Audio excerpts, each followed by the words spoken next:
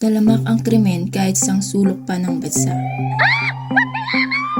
Dumarami na ang mga kaso ng mga nawawala sa bansa.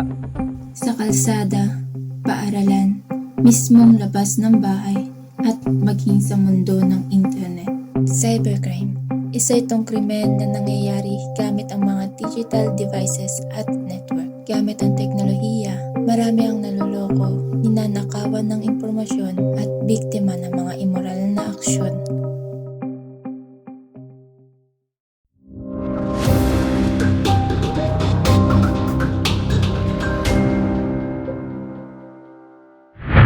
Pilipinas, nangunguna sa dami ng kaso ng online sexual abuse. Babad na po sa halos 500,000 ang kaso ng child pornography sa ating bansa. Ayon sa DOJ, dumarami sa bansa ang pang-aabusong sexual. Samantala, usap-usapan ngayon ang di umanong pagkuha ng DOT ng mga footage sa iba't ibang bansa para sa promotional video ng Love the Philippines. Salamat naman sa mga journalist ng ICT Star dahil nahuli ang 20 kataong sangkot sa drug trafficking, cyber prostitution at child pornography. Nakita nila na may nangyayaring trading ng drugs online sa loob ng bahay sa Quezon City. May nangyayari ding bentahan ng katawan o pang-aabusong sexual sa loob ng bahay, kasama rito ang mga minor de edad. Makakapanayan po natin ang Chief Officer ng Quezon City, Rolante. Yes, Usad at Gundayaw. Sa bahay nito, may nangyaring cyber prostitution at child pornography. Ito ay paglabag sa batas natin.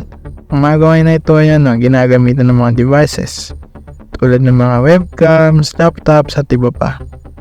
Ito ay para magbigay aliw sa kanila o sa mga kliyente nila. Ayon sa kanila, ang mga biktima ang nagbebenta ng drugs sa mga kliyente nila.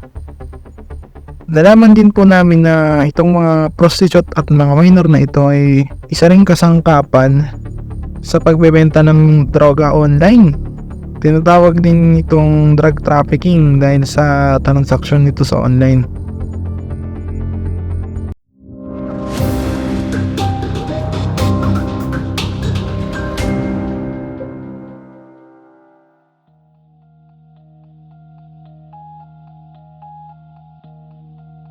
So, what's our plan?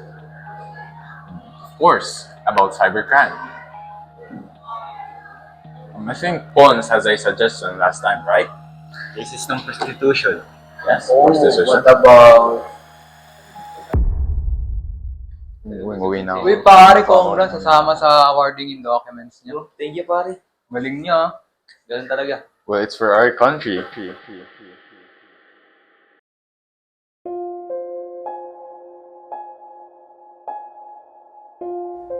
Can you tell us how you get in that situation? We used to be happy back then. Not until nalokong tatay ko. Phishing. Halos araw-araw siyang nakakatanggap ng iba't ibang mga messages and emails. He used to receive some calls too na nagmula sa mga hindi kilalang resources na nag-i-introduce bilang part ng government and banks. Tanga mo, Joel! Apparently, binigay ng tatay ko halos lahat ng private informations niya. Doon nagsimulang mga away nila ni mama. Halos lagi ko silang nakikita na nagtatalo o hindi naman kaya hindi nagpapansinan. My father is a weak man. Hindi niya nakayanan lahat ng paghihirap na nangyayari sa amin, so he killed himself.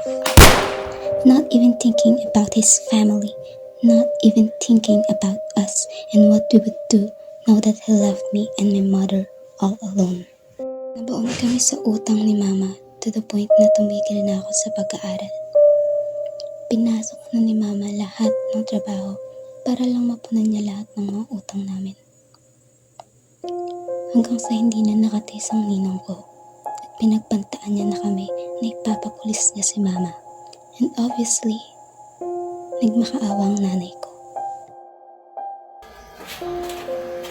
Uy, Ten, utang mo, nakaraang buwan pa, di mo pa binabayaran. Sa susunod na buwan, mababayaran na talaga namin yan.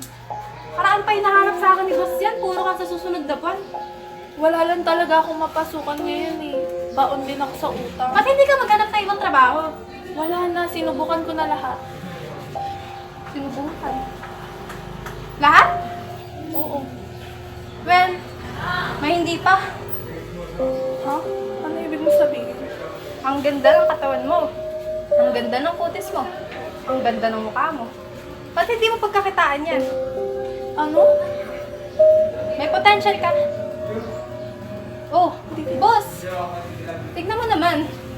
Yung may utang. Wow. May potential siya. Ano ibig niya sabihin? Kinagat ni Mama yun dahil sa kahirapan. Wala na siyang paki kahit na masaktan o maapakan yung dignidad niya. Cyber prostitution. That's the work Ira's mother got into. Ira's mother became a commercial sex woman. They entertain those people that want their service. I saw how my mother suffered. I saw how she cried.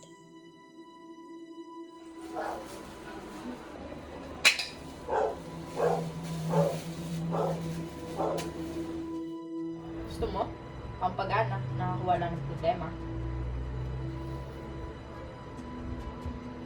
Ira's mother found out that the drugs was involved in their work. Nagbebenta sila ng droga. Kanya-kanya sila ng mga toka. Ganon kasi ang business ni Ninong. Sila Mama ang nag-endorse habang pinapasarap nila yung mga kliyente nila. Ira's mother can't handle that anymore. She became sick until one day she lost herself. I was 9 years old when I became a child with no mother. That when Ira decided to work with her friends, they entered the world of child pornography. Katulad kay Mama, mga devices din ang gamit namin para magtrabaho. Webcams, laptops, and even cell phones. Madami kasing pedophiles in this generation, especially na sa mga ibang bansa. At the age of 9, she entertained adults that was classified as pedophiles. She did adult content and was forced to do things based on their clients' wants. At that time, I didn't even know what I was doing. I was just happy na meron akong nakukuhang pera as a reward and was able to buy things I can't afford before.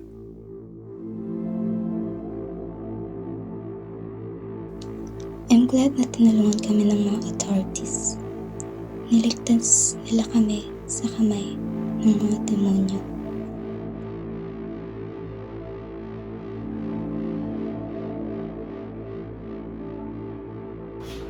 Pulis to! Walang kikilos sa mga! Bon! Sino kayo? Anong ginawa niyo dito? Wala kami ginagawang masama. The authorities found their place and almost 20 people are involved in the crime.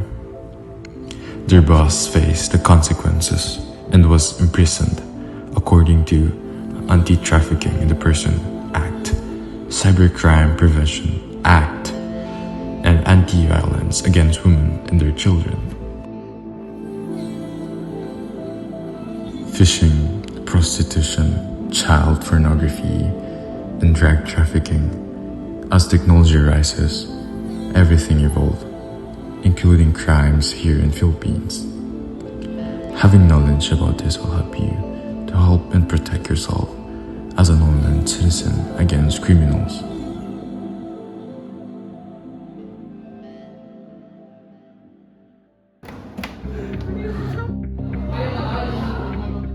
Hindi naman nila malalaman yan since hindi naman masagot yung ginawa namin ko. Send ko na sa inyo yung mga video na ilalagay.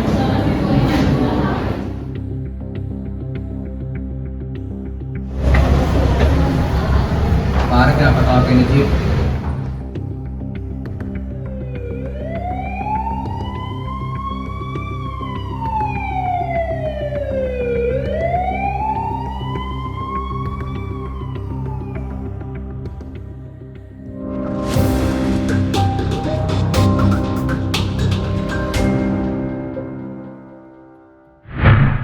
Nangarap po sa kaso ng criminal copyright infringement ang IC Star News.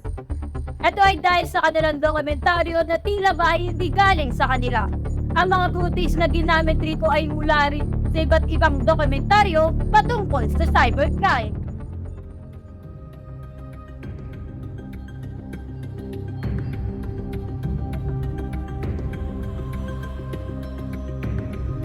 Krimen, krimen, krimen. Laging mananatili sa dilim, panluloko, pagnanakaw, at pang-aabuso sa moral ay dapat tigilan na sa mundo ng internet.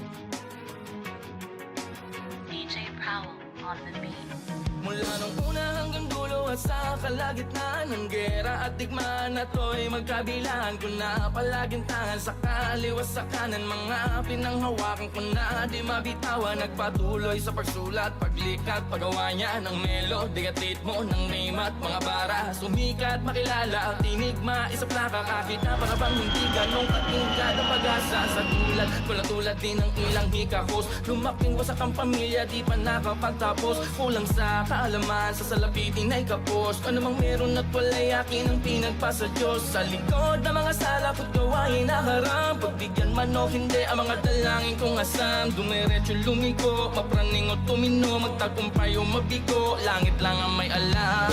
Kahit marami mabutik sa aking talampakan, alam kong babakas pa rin ang mga yapak ko sa aking bawat daraanan. Malubak o madulas, may handa kong tumulay, hanggang sa dulo ay di mapapahumpay. Ang gutom na taglay hanggang mapasa kamay, at maiuwi ko sa amin ang tagumpay, sa amin ang tagumpay.